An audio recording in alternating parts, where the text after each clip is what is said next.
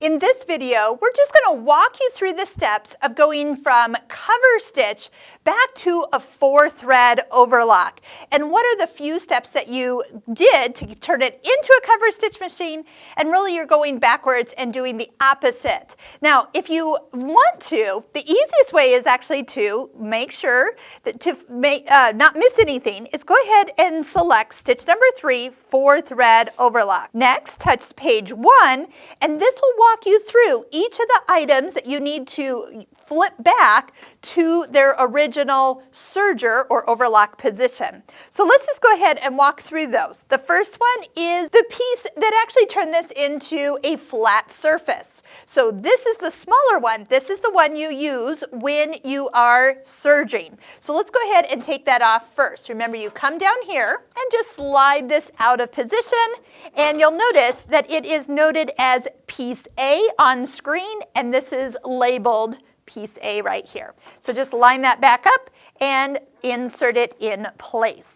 Let's just go across the row. The next one indicates the knife. It was turned down and out of the way, so we don't cut anything for cover stitch, and you're going to flip it all the way back up 180 degrees, and it will just click back into position. If you had the 2-thread converter in position, we're going to flip that all the way back out. Next is the rolled hem. Go ahead and push that back to N for normal, this little white button up front.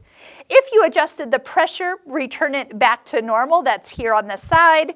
And we need to make sure that the upper looper is raised to its up position. So that's going from position B to position A, and that's what it says here. So then when you turn the hand wheel, everything comes up and above the foot, which before was down below.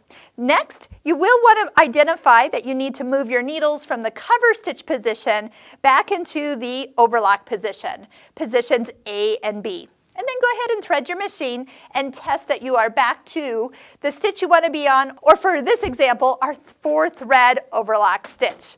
You are all set going from cover stitch to serger. Now, if you really want to get good at this, do this a couple times, maybe once a week. Do something that requires cover stitch, chain stitch, and that will help you get comfortable with the conversion so it doesn't feel like a chore each time you sit down.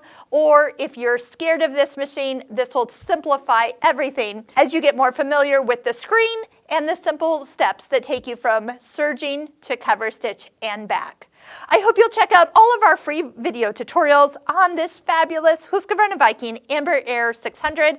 We've got links below to everything that we recommend for you to master this beautiful serger and cover stitch machine.